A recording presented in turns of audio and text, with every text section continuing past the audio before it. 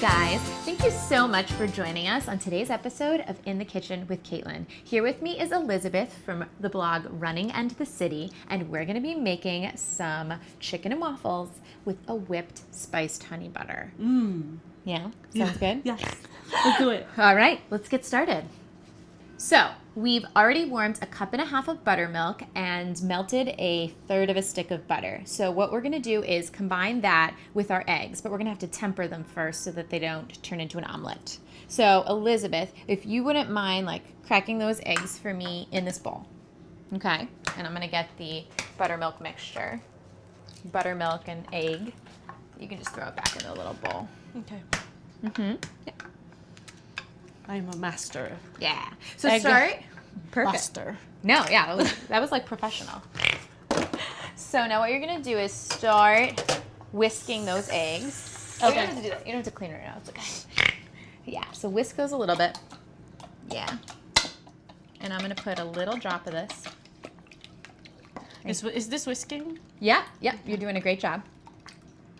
And the reason we do this is because this is hotter than the eggs. And we want it to be a mixture and not an omelet or so they don't eggs. cook. I get it. Yeah. Wow, I'm smart. So we have to bring them to temp. All right, keep going. Yeah. Faster? Yeah, you can whisk faster. And then when you got them tempered, then you can just pour the rest of that mixture in. That's tempering, people. Yep. Nice and tempered. And look, everything's smooth and beauteous. All right. Can I turn it over so they can see? Yeah, that would be good. Yeah, don't spill Up it to though. there. Yeah. It's perfect. So then what we're gonna do is add a. It looks like this. Yeah. Oh, keep stirring so it doesn't.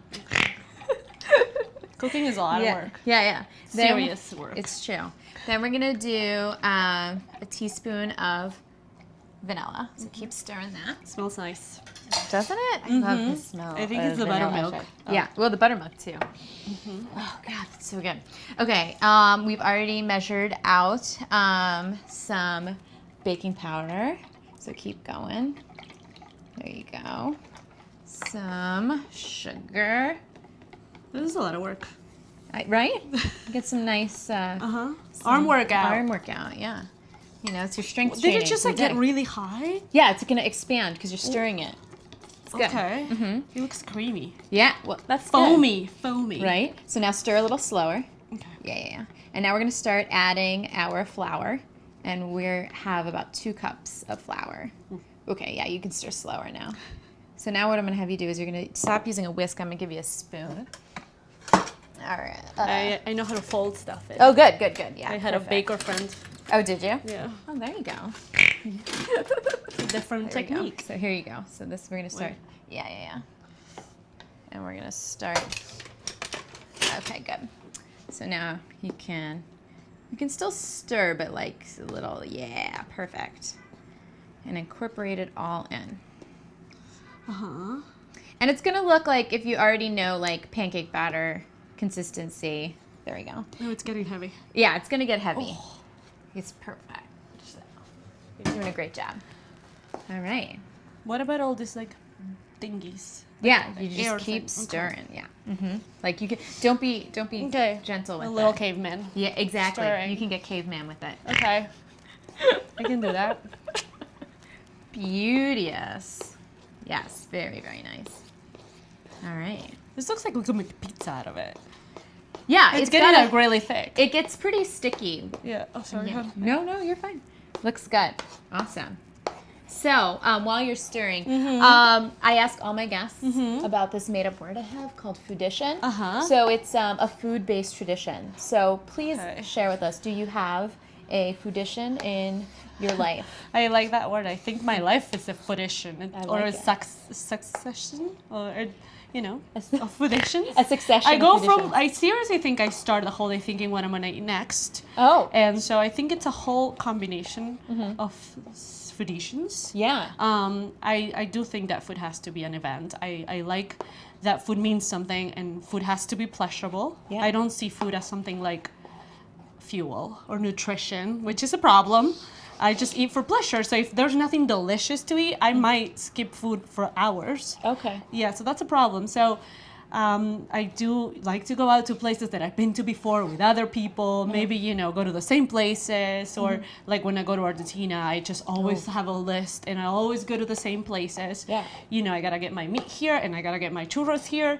And so I feel like every food is an event for me. I don't love just that. like throw stuff in No. for nutrition. Yeah. Don't. It's just, that makes me upset. Like when you're on a plane and you have to eat and you're going to be sitting there for 12 hours, so you're forced to eat whatever's in front of you, it makes me upset. Oh, I would. So I think, you know what I mean? I think everything that I eat is an event, and it has to be fun and delicious, and it looks really good, actually. Yeah, thank you. So is there a particular recipe or holiday or special occasion that's something that is one of those highlights or lists that you were talking about? There's so many. I mean, like when I go to Argentina, it's... Because you're from Argentina, yes, right? Yeah, Okay. so I have to eat, asado pretty much, not every day, because, I eat a lot of it when I'm there. What is sado? Asado is like barbecue, but it's very different the way they do it. It's just they don't put any sauce in it, so it's just the way you cook the meat. It can take hours. Wow. How do you cook it? Outside on a grill, but it has to be this particular charcoal and the particular amount of heat, and it's just delicious. That and milanesas, which is breaded veal cutlets. So Argentinian food is mostly a lot of meat, beef, and a lot of Italian food. It's very limited it's not very diverse. It's just, but it's delicious because I think one of the keys to we don't season stuff very much. It doesn't taste like ingredients. It tastes like meat. And the pasta has to taste like tomato sauce. Like we don't add a lot of stuff to it. Okay. Which I think is why I love it. It has if a tomato's good, you don't need to put sauce in it. You don't need to put any balsamic vinegar. You know what I mean? I do. It's a good tomato. It has to taste like a tomato. yeah. So that, and then Thanksgiving, I usually go to my aunt's and she makes everything. Eggplant parm, or the stuffing is ridiculous. Wow. So is there Thanksgiving in Argentina too? No, it doesn't it's here. exist. Okay, No. I didn't think. No. So that's the American style Thanksgiving. Stuff Yeah, this but week. the foods that I crave the most are the ones I can have every day, Right. which is all the Argentinian stuff. Right. And I would eat meat every day. So does she incorporate a lot of Argentinian Some of dishes it, in yes. Thanksgiving? I Well, love mostly that. Italian. All my family is from Italy. Both my parents are Italian. Okay. So there's a lot of Italian food in Argentina and in my family. Got it. But that's what you grew up with, because Yeah, that's what that's- everybody does. I mean, that's what I grew up with too. Yeah. I'm half Italian, so both You my are? parents are half and I'm half. So there's a lot of Italian food incorporated Yeah. in every holiday. Yeah, for sure. which is great. Yeah, I mean, not gonna complain. Nope. Complain after a few hours of Right, eating. but right. Yeah, exactly. Then you keep going. Yeah, it's just what you do. You just suck it up and keep going. Keep eating. Yeah. Because that's what you do. My husband, poor thing, his family's not Italian. He doesn't understand why I insist eat every 20 minutes. But he doesn't get it, that's normal for us. Yeah. No, it's just when someone comes into your home, Yes. you just The food is the thing. If you're not eating, you must be unhappy. I do. That's how I grew up. It's so true. It's someone comes in and you're the first thing you do, you offer them a drink, you offer them food. Mm-hmm. And Yes. It's tough. Even when you go to Italy, it's just, I think this is done though. Yeah, no, that looks my ready hands to are put. hurting. That's okay. Yeah, no, it's a perfect time for them to hurt because you perfectly. I knew. So there's a really nice consistency that Elizabeth got here. All right. So are you ready? We're gonna put our delicious batter into our waffle maker. All right. So make sure you've preheated your waffle maker. I have mine set on medium heat. Okay. But every waffle maker is different, so you have to read the instructions. So the way to tell that you're gonna have the perfect waffle is usually, I think, to do I do 2 scoops in the center. An ice cream scoop works great for this actually. And you'll see it just starting to pour over the sides in the center. So in the center, it's starting to spread out. You could fill it up a little bit more, and if it runs over, that's okay. If you want perfectly round waffles, I personally like it when the waffle is kind of ridged on the edge. And You like looks it a little- messy. I do. I like it when it looks a little rustic, So you close it, and it's usually on medium heat, 2 minutes a waffle. Okay. But you'll start to see it, again, depending on your waffle maker. I don't have one with a lock on it, so if you look at the side, it actually starts to rise, and then you can see it's Cover almost done. rises? Yeah. Because I don't see it now. Okay. Right, because we just closed it. Okay, that's But when it's almost ready and it starts to puff up, you know. Wow. Yeah, it'll puff up on the sides and we'll start to see it separate. And then like once you see it start to rise, if you're going off of a similar waffle maker, give it an extra like 20 seconds and that ensures it's going to be And they're usually brown. they're all the same, like, Right. you know. Yeah. Some are fancier than Space. others. Some tell you when the waffle's ready, Okay. and some lock, And some there's steam spin. coming out. Don't be scared. Right, It's not burning. It's not burning, exactly. They'll smell differently when it's burned. Exactly. No, this is That just I'm very, very familiar with. That's how I know when things are done. They smell burned. That's good. Yeah. Oh, that's perfect. Nice and golden. Do the honors. So we're gonna try and get it out with this guy. Actually, I'm gonna get a fork too. Stab it first to get up on the end, and then the spatula. Nice. Great. Nice job. Thank you. You too. Mm-hmm. That looks great. So we're gonna put it to the side for now, and we're gonna do our next one. So our waffles are now put off to the side. And last night I took our chicken strips and I seasoned them with paprika, onion powder, and garlic powder, and then I put them in my buttermilk. The longer you can let your buttermilk soak your chicken, the longer you can soak the chicken in buttermilk, the better the chicken will come out. So yeah, an overnight thing is probably ideal. I've heard recipes that's recommended soaking up to 12 hours. So if you can get that, more power to you. I think this was about 8. You don't need any anxious guests then. We're going in? Yeah, not yet. No, we don't. So this is what we're going to do. We're going to take some of this flour and we're going to get a nice Ziploc bag. And we're going to put some flour in it. Yeah. And How much flour? About like a cup or 2. Okay. All right, depending on how much chicken, but for the amount of chicken we have, it's only gonna be like a cup or 2. So then what we do is we are going to take our strips, because I'm making it into strips because it'll sit nicer on our waffles. And great, and then we put it in the bag.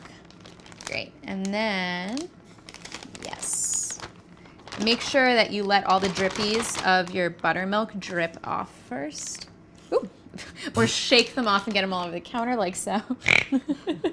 Okay. Oh my God, I didn't do that one on purpose. Okay. Yeah, I didn't even get it in. Oh my God. Oh my God. But you said you liked it messy, even with the pancakes. Yeah, the waffles. Yeah, no, I like it rustic. It's rustic. It's not messy, it's rustic. Oh, okay. Inside the bag would be rustic. Yeah. Inside the bag is messy. Okay. Alrighty. Yeah, little pieces. That's enough for me, I think. Well, we're just gonna throw it in because we are cooking it. Okay. Yeah, we're I'm we're just already saying here. some for you. Yeah. Oh, that's just for you. So make sure you leave a little air in it. And you close it. We could grab a napkin and wipe that little bit off. Yeah. It's been a busy morning. There's no more napkins. It's okay. And then what you do is you're gonna shake it. Okay. So they're all like really coated. What if you put too much flour though? You could just shake it off. Oh. It'll come right off. It's gonna get a little sticky and gluey. So you do the ones through in the flour. Then, yeah, let's put more flour in here now. Okay. A little bit more. You can just dump it all in now. Okay. Yeah. So once it's good and coated now, so I'm gonna let you take over this. Okay. All right. So just shake it. Shake. You're making me do all the hard work. I know. That's the good part of eating. I make you earn your keep when we feed you. I'm eating all of it. Yeah, exactly. Okay, I think So- now it looks a little drier, right? That's what it should look like? Yeah, it's gonna look a little drier. Okay. And then shake. Yeah. And now we're gonna take it out. Okay. All right. And then what you do is we're gonna put take it out with a fork and then put it on top of a rack. And what we want it to do is, so it looks dry, but because the buttermilk is in there, it's gonna start to get like gummy. Yeah, it looks and look it like smells doughy. Good though. So you're gonna put that on there so it gets doughy. How do I take it out? Yeah, no, with that's my hand? perfect. You could do it with your hand. We have a sink. You could wash your hands. It's chicken. Yeah, it's okay. Okay. It's okay. So while we're doing this, we mentioned before about your blog. So why don't you tell everyone at home a little bit about it? So I write a lot about the stupid things I do, trying to run while I run, after I run. I found myself doing the same things over and over, like the same stupid things over and over. So that's why I actually started blogging. So just so I remind myself not to, for example, not eat before a race or something like that. And apparently, a lot of people relate to it. So because I don't know if it's because I'm in New York and a lot of stuff happens because there's so many races all over the place, or it's just so easy to run into elite athletes anywhere or whatever. But a lot of crazy things have happened, or maybe I just make them happen because I'm a little not paying attention. So what made you start the blog? Well, so two things. I was injured a few years ago, and I was too upset, and I was making everybody else upset around me. And people that are not runners, they don't care that you can't run. They think it's whatever, you can't run, that's everybody in the world. Right. But I was really upset, and then nobody would hear. So I started ranting. Yeah. You know how it is when you can't run, you just like become mad and crazy and upset and depressed and then upset again. So I started blogging because all I could say was curse words all day long to everybody, and people were just sick of it. And then eventually I got back to running, and I was a happier person. Yeah. So the blog was about something else, but Wow. just And what made you come up with the title? I don't know. I think it's a little stupid. Running in the city is just so common. I guess I was watching a lot of Sex in the City, and then I don't know. Yeah. Sometimes when you're starting these things, you don't know what to name them because you don't know what they're going to be or what you want to do with it. But I found that for a lot of people running in New York City, people that don't live here, think that running in a city must be really stupid. Like it's a city, it's all cement. Where are you gonna run? You don't have any mountains, But no, but like that, and you laugh because you live here. I but know. like we have access to so many things. We can run at like 4 in the morning because it's okay and it's safe. Or we have a race in our backyard, 50 times a week if we want. And It's true. we have so much. I have like 5 running stores within, a half-a-mile radius. Yeah. So there you have access to so many things and people to train with, and we all have to train because we live in New York, and if we don't get the stress out, we'll go crazy. I totally. So there's so many people to run with. There's access to everything. It's just amazing, and we have Central Park, and It's amazing. So I think my point was to get out that running in New York is probably the best running you could ever do. It's true. So So as it starts to get a little tackier and gummier, what I'm going to do is I want to put it back in the buttermilk. And then we're gonna shake it in the flour again, and that's gonna make like a crust. Like that is crust all over. No, that's perfect. We want that. That is good. Yeah. So we're gonna do it, and we're gonna do a second go through of Oh, I see. the buttermilk. Okay. Yeah. So let me get the buttermilk out. All right. And we're gonna. So it's all you had in there was buttermilk plus the seasoning, right? Yeah, Okay. paprika. So we're actually gonna. Good thing you reminded me. We're gonna shake it with some more paprika. And more flour. Yeah, we're gonna do more flour. But first, we're gonna do the Oh, buttermilk. there's some in here still. Yeah. No, good. Save it. We're gonna add more to it. Okay. Yeah. Smells good. Because what a lot of people don't know is you get that like beautiful like golden brown color that you see like It's in the that. movies. It's the paprika. That's how it cooks up. Okay. So what's Yeah. this thing with like, chicken and waffles everywhere now? Is that a thing?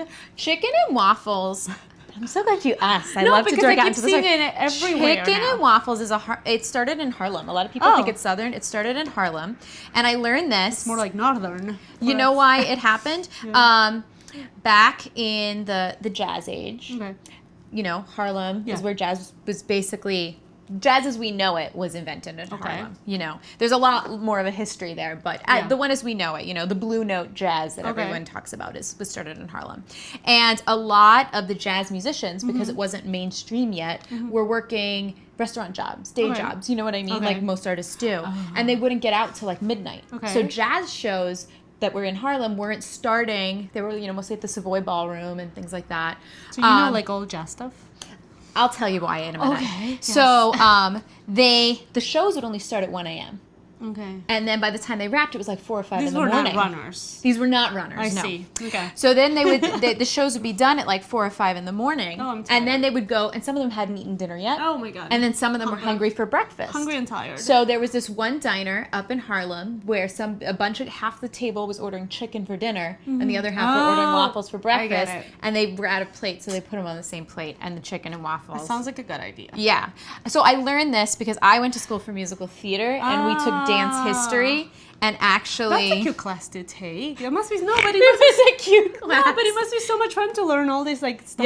Yeah. You So, know? and jazz Like, who would dance- know jazz where dance- chicken and waffles got started. Exactly. So jazz dance is a big part of musical theater dancing. So it was for learning the history of just jazz, and this was just a fun side note story, like in the margin.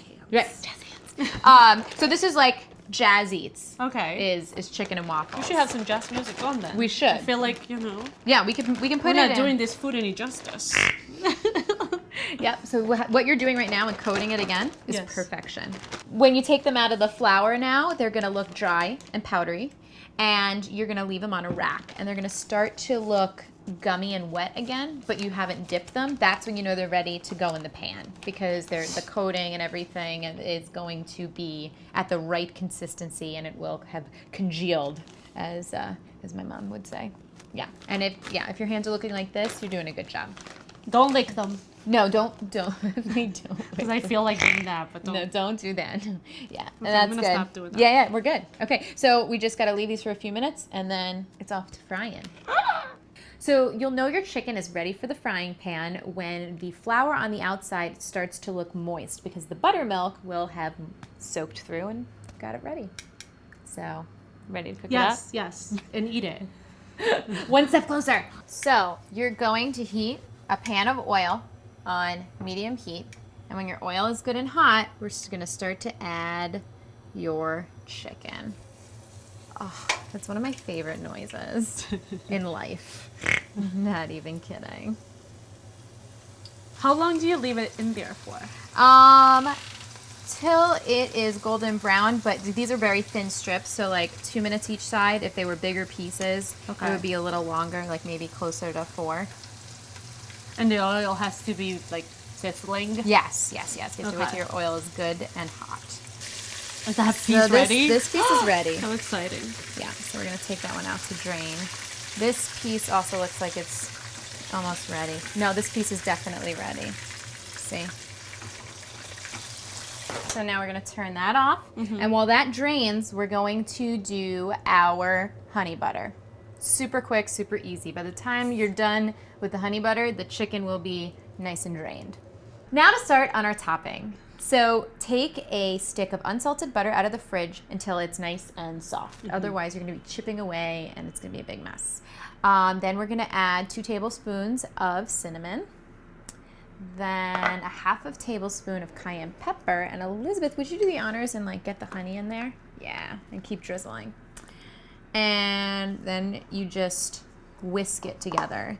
If you have a food processor, you could do it with that too, even faster. But either way works. It's all going to end up in the same place. So you start with my mouth. Exactly. Okay. I've tried it with a hand mixer before. It doesn't work as well because it just flies everywhere. I love it. But yeah, this works good too. And then I'll sometimes just sneak in there with like a butter knife if it gets all cut up in the middle like that, which sometimes it does, and just push it out. This is not like the most official, like beautiful technique.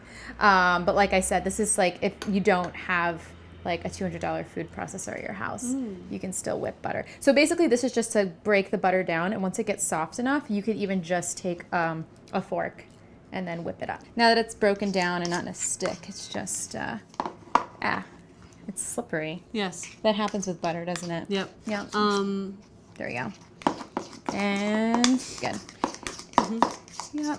And then just till it's all evenly distributed. So, yeah, and that's why the longer you can leave your butter out without it melting, the easier it is to do this. And you don't want to microwave it for 2 seconds or anything to make it liquid? No, you don't want it to be liquid. You want it to be whipped. Okay. So it's like a whip topping, like Yep, I see. like so. Okay. You know, and if you microwaved it, it'll be Too liquid. yeah, it won't. It won't get foamy. It'll be like a sauce, which I'm sure Yeah. would probably be good, but that's not what we're going for. Okay. Okay. So here we are. So now you could try some of that.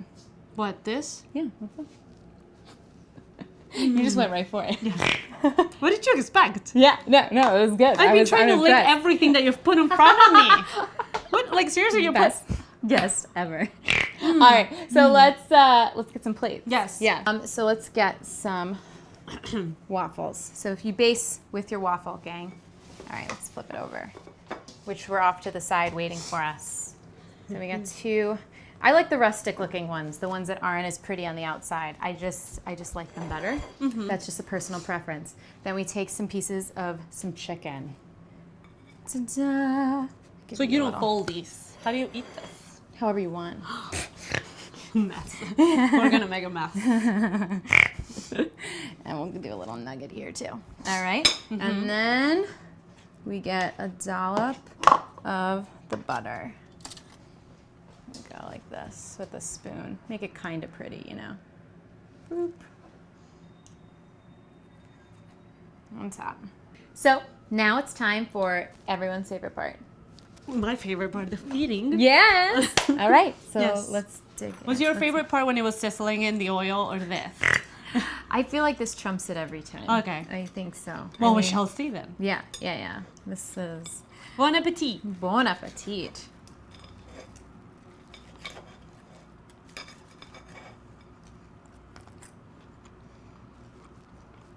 It's good.